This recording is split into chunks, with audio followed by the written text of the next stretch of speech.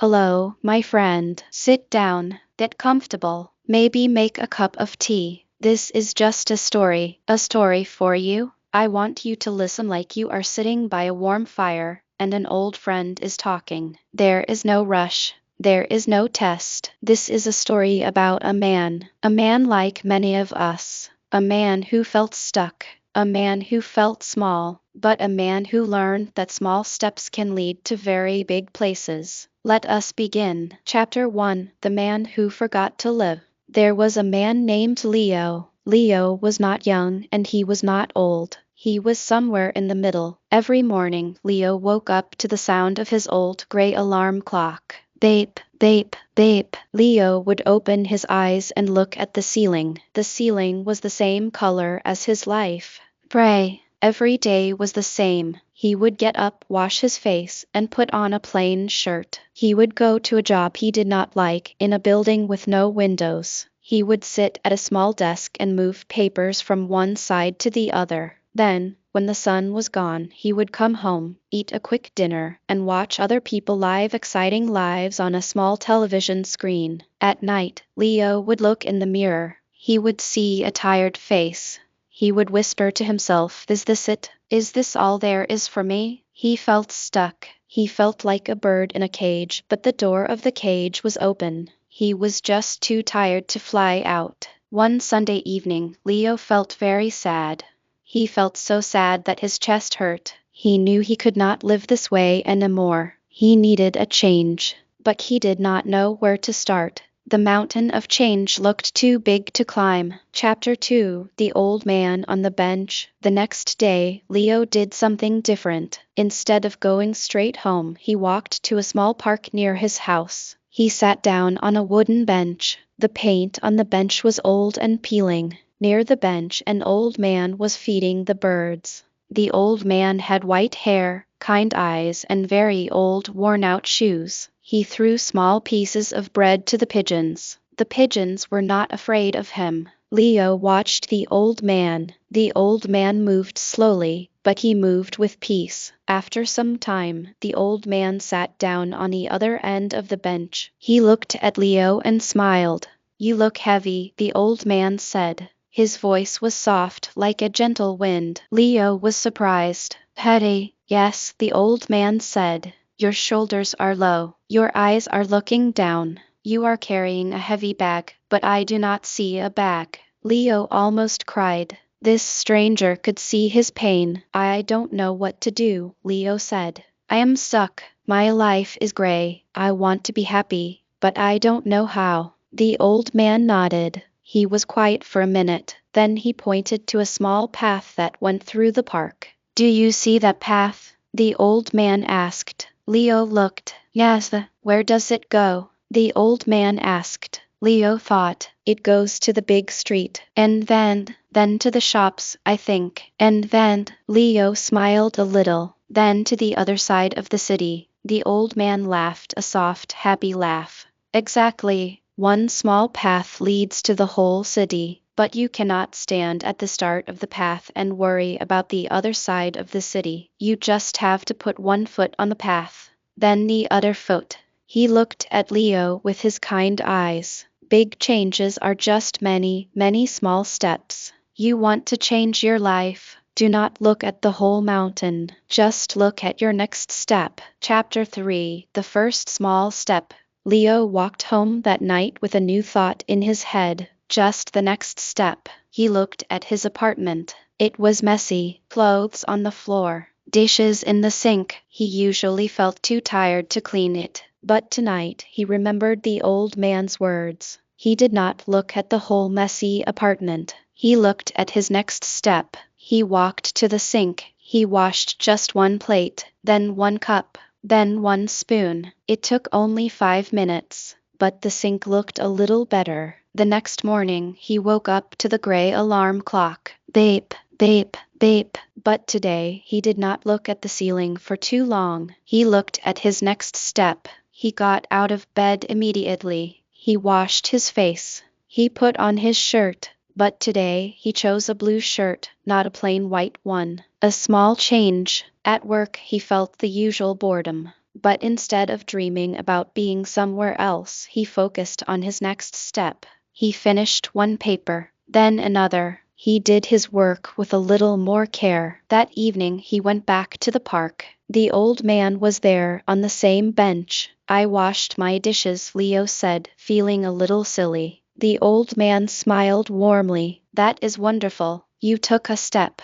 The path has begun. But it's just dishes, Leo said. The person who can wash one dish, the old man said, can wash all the dishes. The person who can take one step can walk 1,000 miles. Discipline is not about doing big things once. Discipline is about doing small things every day. Chapter 4: The Lesson of the Seed. Leo started visiting the old man every evening. He learned the old man's name was Arthur. Arthur was 82 years old. He had lived a long life, full of joy and full of sadness. One day, Leo was feeling very impatient. He had been taking small steps for a few weeks. He was exercising for 10 minutes every morning. He was reading for 15 minutes every night. He was being more careful at work. But he felt no different. He still felt like the same gray man. He complained to Arthur. I am doing the steps, Arthur, but I feel the same. Nothing is changing.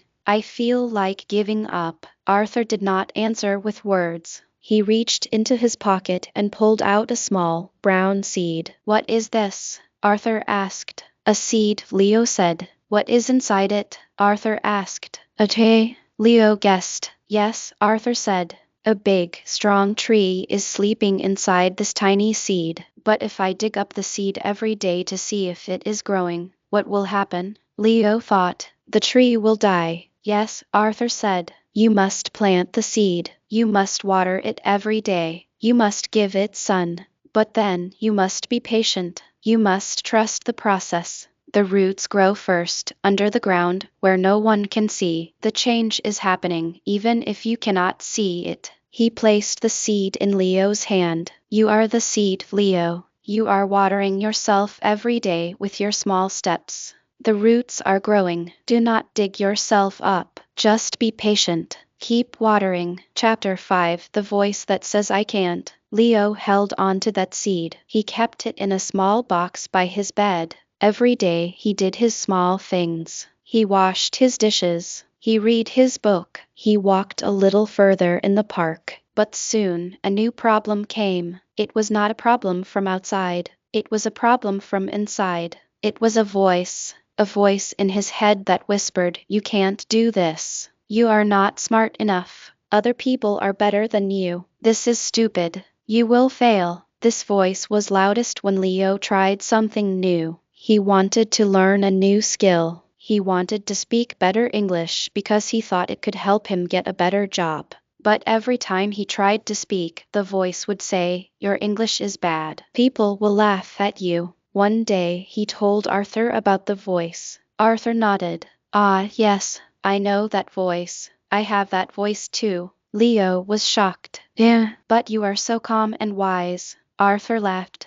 The voice never goes away, my friend. It lives in all of us. But I learned something very important. That voice is a liar. It tells you that you must be perfect. It tells you that you must not make mistakes. Arthur leaned closer. But mistakes are the only way we learn. A baby falls many times before it can walk. Does the baby give up? No. The baby laughs and tries again. He pointed to Leo's chest. When that voice says you can't, you must say, I am trying. When it says you are stupid, you must say, I am learning. Do not fight the voice. Just do not listen to it. Do the thing anyway. Make mistakes. Look foolish. That is how you grow. Chapter 6: The Mistake That Taught Everything. The next day, Leo decided to try. He went to a small shop. He wanted to buy some fruit, but he also wanted to practice his English. The shopkeeper was a friendly woman. Leo's heart was beating fast.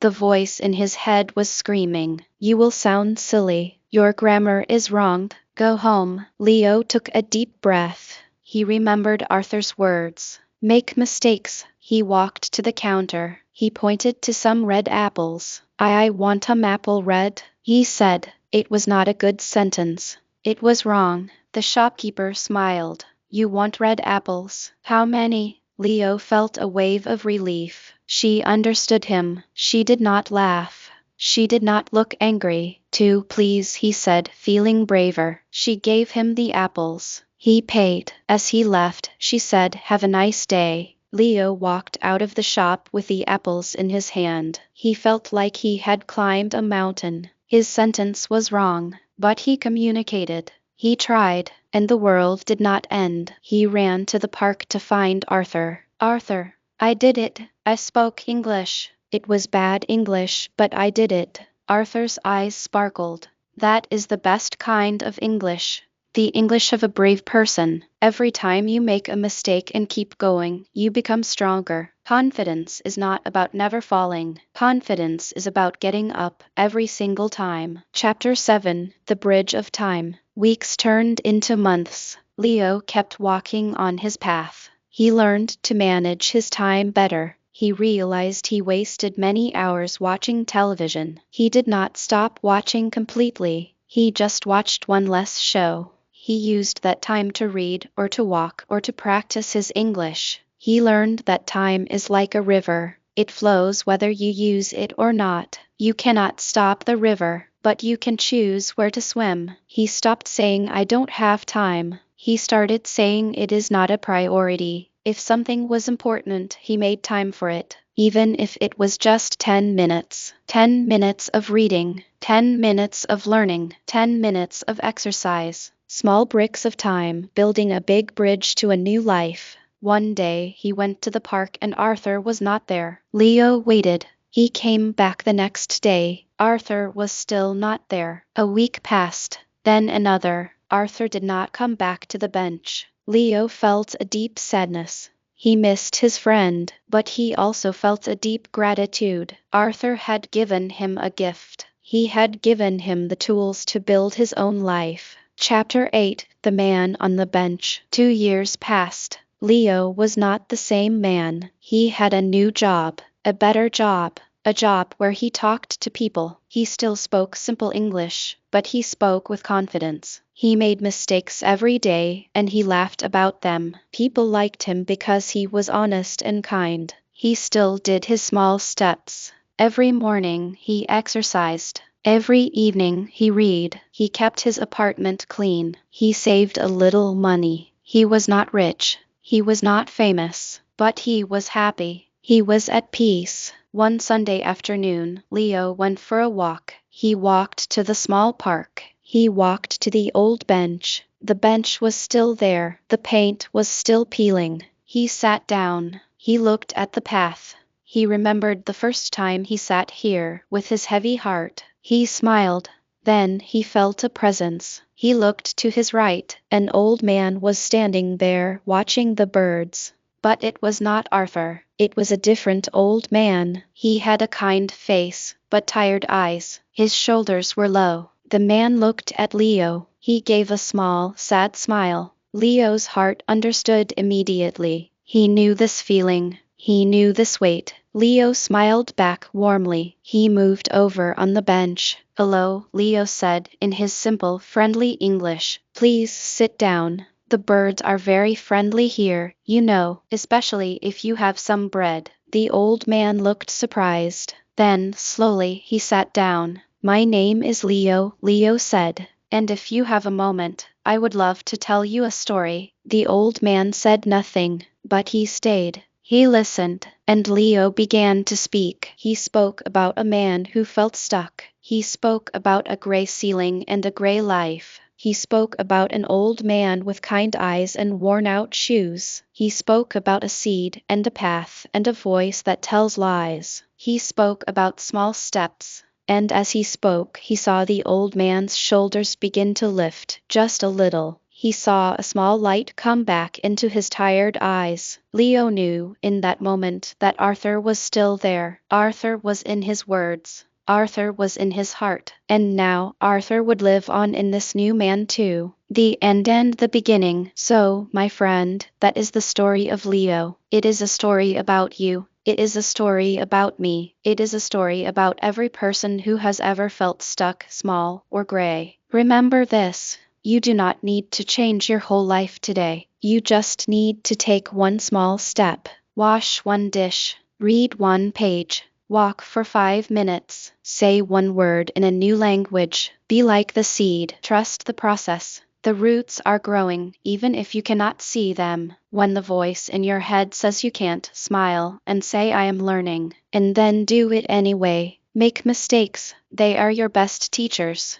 Your time is precious. Use it for things that matter. Even 10 minutes a day can build a bridge to a new world. You have the power. It has been inside you all along. You just have to take the first step. Thank you for listening to this story. I hope it felt like a warm conversation with a friend. If this story helped you, if it made you feel a little warmer inside, please share it with someone you love. Share it with someone who might need to hear it. And if you would like to hear more stories like this, please like this video and subscribe to the channel. It is a small step for you, but it helps us build a community of kindness and learning together. Take care of yourself.